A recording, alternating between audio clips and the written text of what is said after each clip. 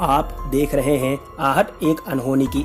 हमारी आज की कहानी में आगे बढ़ने से पहले अगर आपने आहट एक अनहोनी की चैनल को सब्सक्राइब नहीं किया है तो अब कर लें, साथ में बेल आइकन को दबाना ना भूलें। आइए बढ़ते हैं हमारी आज की कहानी की ओर।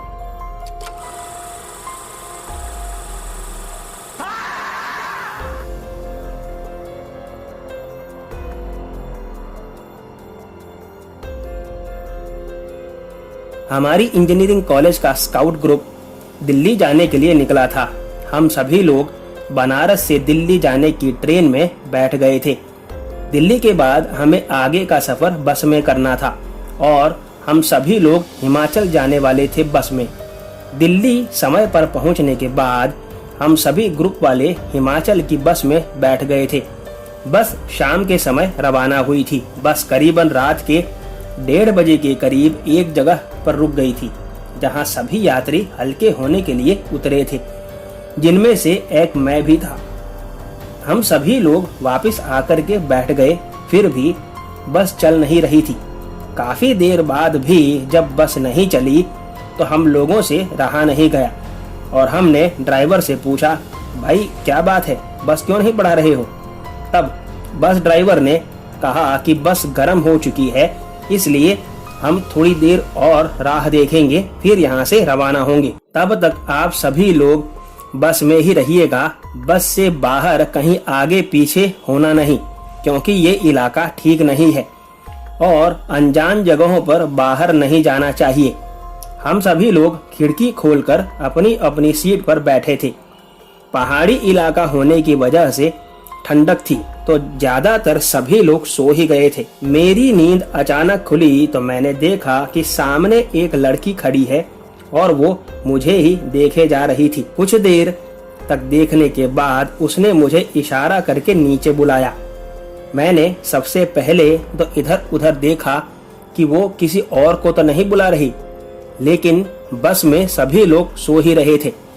जब मैंने वापस उसकी ओर देखा तो वो फिर से मुझे इशारा करके बुलाने लगी। मैंने कुछ देर तक तो उसके ऊपर ध्यान ही नहीं दिया, लेकिन थोड़ी थोड़ी देर बाद मेरी नजर उसके ऊपर चली जाती तो मुझे पता चल गया था कि वो मुझे ही देखे जा रही है। कुछ समय के बाद बस शुरू हो गई और मैं कब सो गया मुझे पता ही नहीं चला। हम लोग हमारे स्पॉट पर दूसरे दिन शाम को पहुंचे थे। स्पॉट पर उतरकर सभी लोग हमारी कैंपिंग साइट पर भी पहुंच गए थे। खूब धमाल मस्ती के बाद रात को सभी अपने अपने टेंट में चले गए सोने के लिए। रात को करीबन 12 से 12:30 हुए होंगे और तभी मैं फ्रेश होने के लिए कैंप से जैसे ही बाहर निकला, मैंने देखा कि वही लड़की जो मुझे बस के बाहर से देख रही थी वहां बेस कैंप के पास ही खड़ी थी। उसे देखकर अब मुझे डर सा लगने लगा। मैं धीरे धीरे उल्टे पांव चलने लगा डर के मारे, और मैं देख रहा था कि वो भी धीरे धीरे मेरे तरफ बढ़ रही थी। मैंने जैसे ही मुड़कर भागना चाहा, वो मेरे बिल्कुल सामने आके खड़ी हो गई और वो इतनी करीब थी कि उसका शरीर मेरे शरीर से छू गया था। उसने इतना कस के मेरा गला पकड़ा था कि मेरे गले से आवाज ही नहीं निकल रही थी। मन ही मन मैं अपने आप को मरा मान चुका था। मेरे नाम से चिल्लाने की आवाज से अचानक मेरी आंख खुली और मैंने देखा तो मैं एक नदी के किनारे पत्थर पर पड़ा था। मेरे सारे कपड़े फटे हुए थे, शरीर दर्द के मारे हिल भी नहीं पा रहा था और हर जगह गहरी मार के निशान थे। मेरे दोस्तों ने मुझे देख लिया और मुझे हॉस्पिटल में एडमिट करवा दिया। मैं आज रोज भी यही सोचता हूँ कि आखिर ऐसा क्या चमत्कार हुआ होगा मेरे साथ जो उस चुड़ैल ने मुझे जिंदा छोड़ दिया था। आज की कहानी में बस इतना ही। अगर आपको कहानी पसंद आई हो तो वीडियो को लाइक और शेयर जरूर करें।